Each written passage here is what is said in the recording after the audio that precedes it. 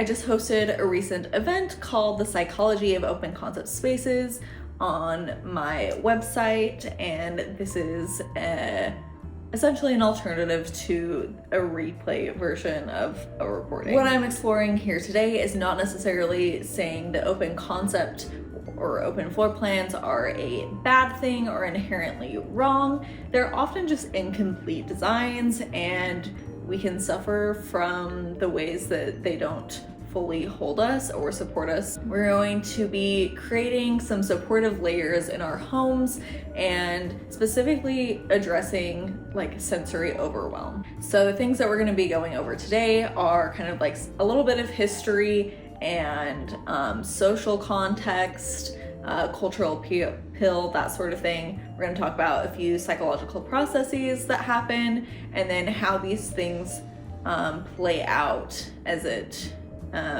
relates to sensory overwhelm in acoustics, in fragrance, and in visuals. So let's go ahead and dive in. Okay, and just to begin with, what is open concept space?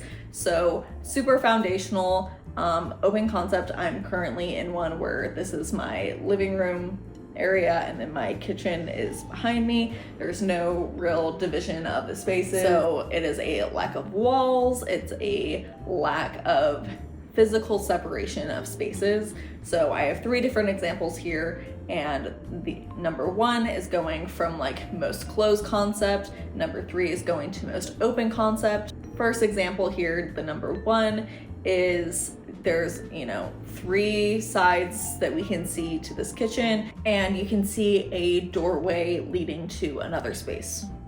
I'm assuming it's probably a dining room, but we don't really know. The middle space has a little bit more separation between, there's like the family room and the dining room are closely connected. Not a whole lot of visual separation. The kitchen is a little more separate, but it's still, you can see through into all these spaces, right? And then even less definition in that third space. Just to give kind of a little bit of a historical background, so Frank Lloyd Wright, one of the most famous American architects in US history, didn't necessarily start open concept design, but he was definitely a key player in popularizing the style and the construction methods. And a lot of the reason why open concept was even a possibility is from different construction advancements like steel beams and central air systems like heating and cooling. Prior to this, a lot of times you would find kitchens in basements to help heat the building. So, hot air rises, and so if you had where your source of heat in the basement, it would help create warmth throughout the space. And I have a visual of this when I went to the Poconos last fall. We actually found some ruins of an abandoned, what they assumed to be speakeasy. I could kind of see this playing out in what was left of this building. And then what I find a little more interesting is some of the social context behind open concept spaces. So post World War II, there was a really high demand for more housing in the US between GI bills and different like assistance programs to help people buy homes, and also just families were really expanding. The baby boomer generation, this is when all that was happening. So this demand really kind of changed a lot of construction approaches, where there was this mass production kind of system that was being adopted from the auto industry so they could make homes at scale better. One of the best examples of this is companies like Levitt & Son. They were completing about 30 houses a day at some points post World War II, whereas prior they were completing about 3 houses annually. So you can really see that this was just expanding rapidly. The need to make homes more efficiently lent itself really well to open concept spaces because they were just less complex. And getting a little bit more interesting in my mind is after the Civil War, there was this big social shift, less enslaved people and servants being in the home. So prior to the Civil War, the pretty large middle class and up, it was pretty standard to have people working in the home. After the Civil War, there was a social response of like, obviously,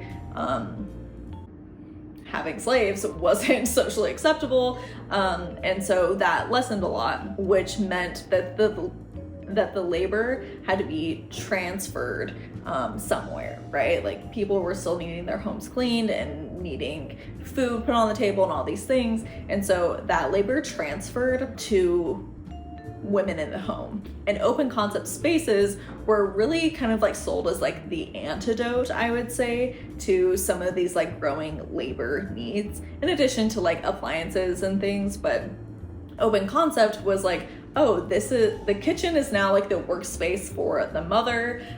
Here's like an easy solution so you can do all these chores, like cooking, cleaning, all these things, but your kids or your guests can still be in close proximity in the dining room or the living room. You can still hear what's going on. You can still you can be working, but you can also be interacting at the same time. And so this is where open concept kind of created a cultural appeal in a way. However, like, how successful was it? Like, there was this clear functional need for needing open concept spaces to help us manage all the labor that was happening, but is it still as successful as maybe it was, or was it ever successful back then as well? Okay, so now we're gonna get into some of the psychological processes that happen. So if I were to ask you, what is your go-to if you could have any seat in a restaurant? You walk in, it's completely empty. The person seating you asked, where would you like to sit in the restaurant? So typically we are most attracted to being on the perimeter of a restaurant. So that might be near the window, that might be so you can be looking at the door.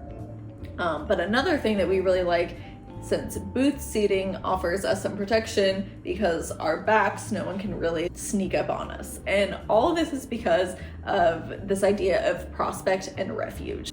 So humans prefer environments that allow us some sort of expansive view, which is the prospect part. And we also want a safe, concealed place that we can hide or use as a refuge. You can see this in parks where people aren't usually in the center of the grassy area unless they're engaging in some sort of activity. Usually you're going to be kind of on the outskirts if you're seated or lounging, so you can be seeing all of what might be going on in that area of the park. Maybe you have a tree behind you, and so that offers some protection. So essentially, our brains equate to being on the perimeter as we are observing, whereas if we are in the center, we're assuming that we're being observed. And we can see this in other spaces like dance floors. Most of the time, the people in the middle are dancing and the people on the outside maybe aren't dancing as much, but they sure are probably observing people dancing. It's why we like booth seating. It offers that protection. We like bay windows. We like balconies. We get this view of things, but we're safe on the perimeter. And this is one thing that I like to kind of highlight when it comes to open concept workspaces as well. I don't know many people who enjoy working in open concept workspaces because it feels like you're always being watched. Maybe you are watching other people because it kind of blurs the lines of how much protection do I have? How private is this space? And companies love to say that this is for collaboration, but it's really not usually designed super well for collaboration, because if you're in a room with 15, 20 even more people, usually you're not really collaborating on that big of a scale all day.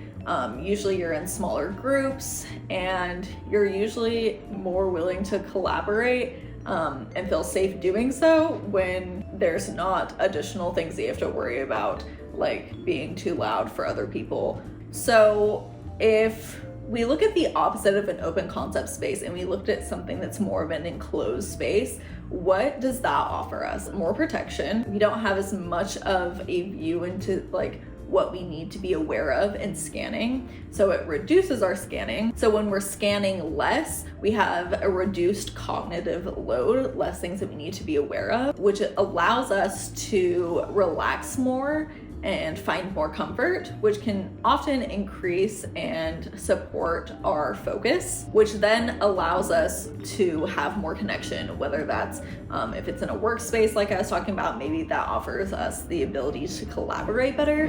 But in our home, it might also allow us for like more intimacy or other things where we can interact with people at a better level. And now we'll transition into some of the design kind of like dilemmas or mistakes that I see in open concept spaces and how we can fix them for our different a few of our different senses. So first, I want to talk about acoustics. I think that acoustics is very much overlooked.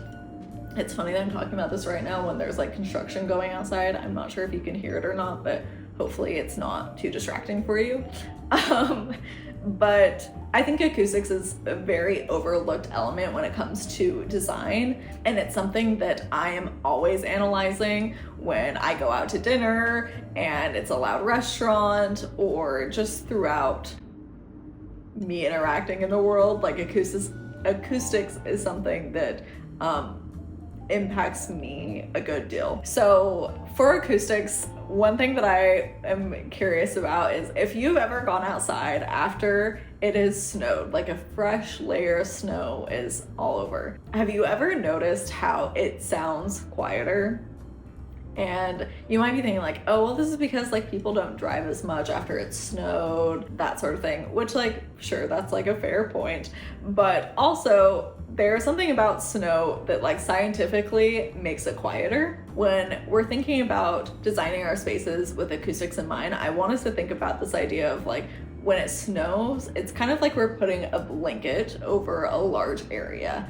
And so what snow does is, because snowflakes are created and they kind of like are part, I guess ice, or like frozen, I guess ice, and part air, the way that they are designed, especially when they're stacked up on top of each other, they really absorb vibrations really nicely because of that like difference in texture. What is the importance of sound? So psychologically, it's super important, especially for certain groups of people. So background noise can impair your memory, decrease motivation, and cause fatigue. So this is very important if our homes are places that we want to use as like our refuge. But some people are more sensitive to noise than others. So introverts are typically more influenced by noise than extroverts, but also neurodivergent people, so people like who have ADHD or have autism. This is especially something that we want to consider because they can really be impacted by noise. And now I'm curious, if I were to show you these two images, which you think would be louder? So the space on the left or the image on the right? Okay, so if you think that the space on the left would be louder, you are absolutely correct. And here are some of the reasons why. All right, we're just gonna power through, guys. I'm sorry if you can hear some of the construction. One, there's a lot of like hard, smooth surfaces that bounce sound and amplify sound a lot. So anywhere that has a lot of glass, a lot of tile, a lot of metal, these are places that will be amplifying more sound. We also have less walls and variation in the walls, so there's not as many like different planes. I don't know necessarily if this space has a lot of dead space or not, but generally speaking, open concept space can have more dead space, which doesn't help with sound. Taller ceilings don't usually help with sound. Usually, you get a bit more of an echo. And last month I talked a little bit about how minimalist design isn't great for sound because there's not a lot of things that are absorbing sound in minimalist design. So what are some fixes to that we could implement from this space or your space at home? I'll say now that there's probably like There's over 25 recommendations that I have. Because there's so many, I did make a whole document that lists these out and categorizes them by how expensive. If you do want a copy of that document, go ahead and fill out the form in the link below, and I can send you the version that I also gave the attendees in the event. Number one, this other room has a really large rug that's going to absorb a lot of sound. There is upholstery furniture and also just like a variety of furniture in the space, so those are all going to absorb sound in different ways, which is good. We have fabric window coverings, which definitely help absorb some sound. There's a lot of plants in this space, so if you have any sort of potted plants or trees, the plant itself isn't going to do a ton for you. It might do a little bit, but the soil that it's in specifically, so it has to be a real plant with soil. The soil is really good at dampening noise. And then a few other things that I want to throw. One last thing on this picture. There's a lot of books, and books are really good at absorbing sound as well. The main thing here is to think about that you want varied textures and you want to break up your planes. You don't want the same plane for the whole entire space. A few other recommendations that I have: so bringing down the ceiling, adding a different material to absorb sound, or changing planes of your ceiling is really, really helpful. Pillows and blankets, so covering any of those hard surfaces with something soft is really important. One of my personal favorite recommendations that I'll make all day is incorporating a cork element. Pegboards are great. Fabric wall hanging, so like a quilt, tapestry, that sort of thing. The last thing that I'll mention here is a non-ugly door breeze blocker. So if you put that on one of the doors that connects to your open concept space and keep the door shut, it will dampen noise, and it is also one thing that I can suggest for our next section as well. Another thing that I don't think people think about all the time is fragrance when it comes to open concept space. And fragrance feels like a really nice way to say smells. I don't think that people think that smells is something that travels. I think acoustics and smells are difficult for people because they're more or less invisible, but they can still have a really big impact on how we interact with space. Unfortunately or fortunately, depending on your circumstance, a lot of the fixes that I proposed for sound are not super great for smell, because a lot of things that absorb vibrations and sound also absorb smells. And also, our sense of smell is the most strongly linked to our memory and our emotions. So out of all of our senses that we have, smell is something that will trigger your memory and your emotions the quickest. So if you think of coffee, a lot of people will have a strong emotional tie to coffee. Most people drink coffee on a daily basis, so they might not have a specific memory that's triggered, but if you've ever smelt something before and you're like, oh my god, this is from my childhood and I cannot put a finger on what it is, what the smell is, but it connects you to something, that all makes sense because our sense of smell, our memory, and our emotions are all housed in a similar place in our brain, and that's why they're really linked well together. This is also why I think people have such a strong emotional tie to their favorite coffee shop. When it comes to fixing smell in open concept spaces, my approach is not to mask smell with a candle or what's the other thing? Incense or whatever. Usually if someone is sensitive to smells, introducing an additional smell to overpower it is not going to actually reduce that overwhelm. My two strategies are to neutralize or to slow and contain the smell. So for things like neutralize, something that we can introduce is a plant that neutralizes smells, such as aloe vera. We can open windows frequently. That's a really easy, quick fix.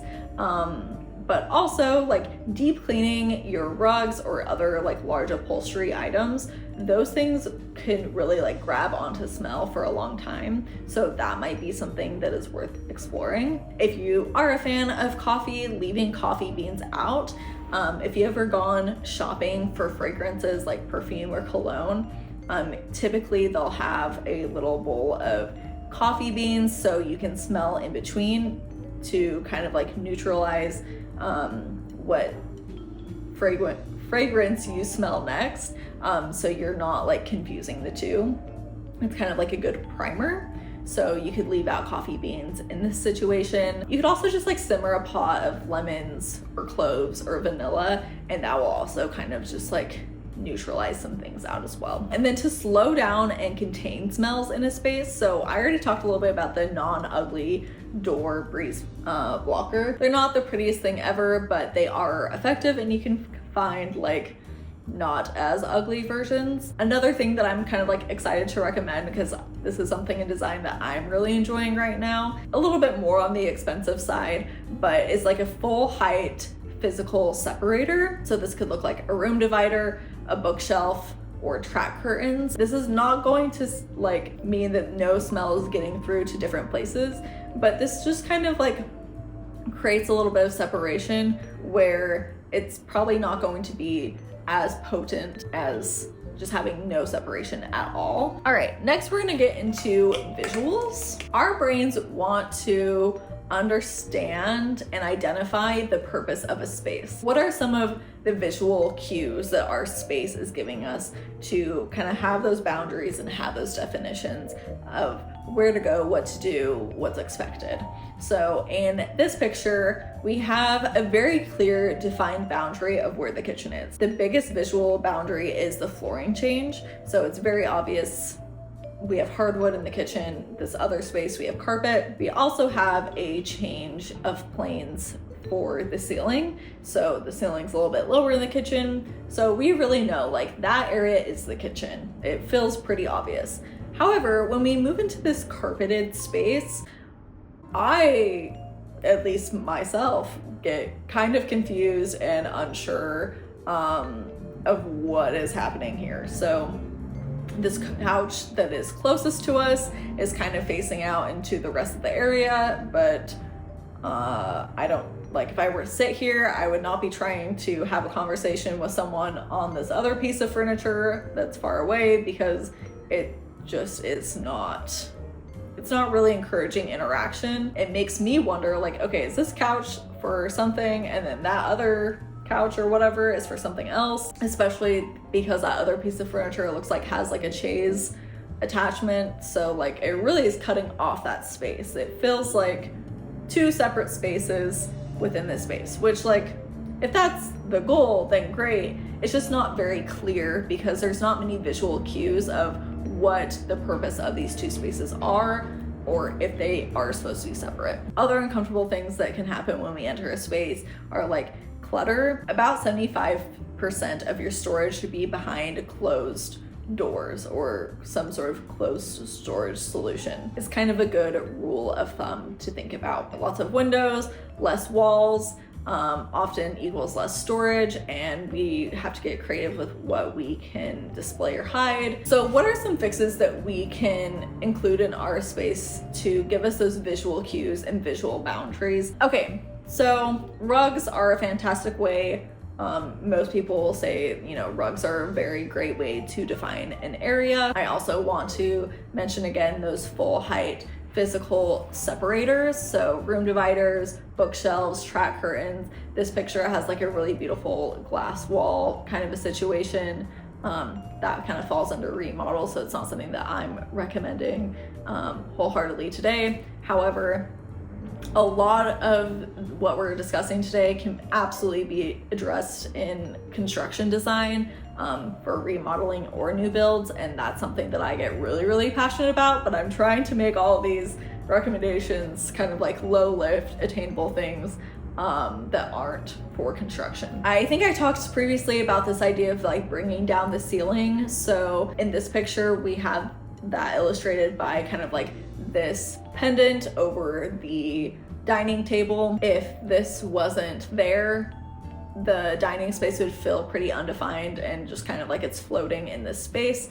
So that's bringing down the ceiling. We can use paint, or we could use a new material like cork or rope. Again, this is more of a construction recommendation I'm about to make, but we can see this picture illustrating like a difference in ceiling design in kind of like this dining family room space, and then that space beyond the glass wall. And that cue of the different ceiling design also further enhances like these are separate spaces. Some other things, so orienting furniture away from the wall. So that's one thing that really wasn't working in this past example.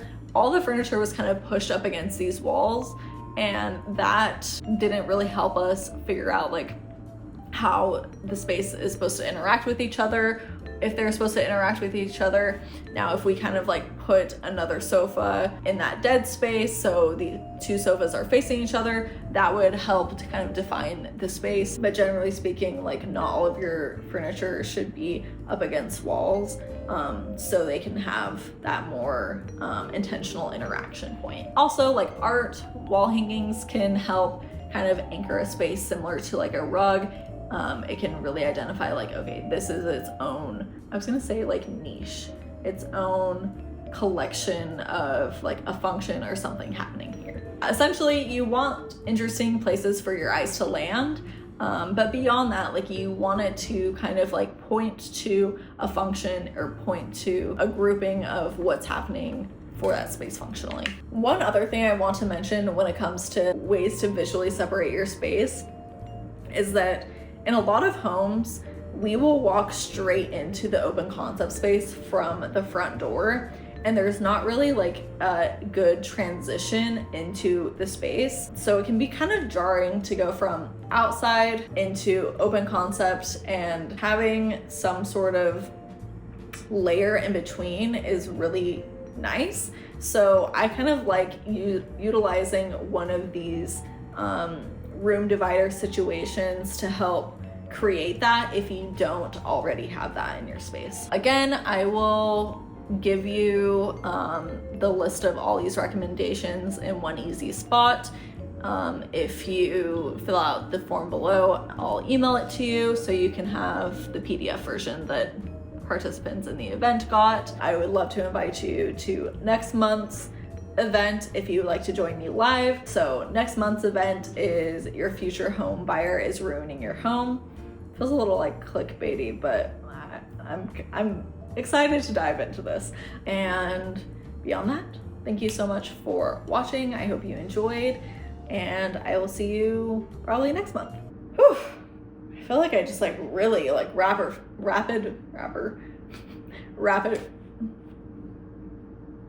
I feel like I just really rapid fired off all those things.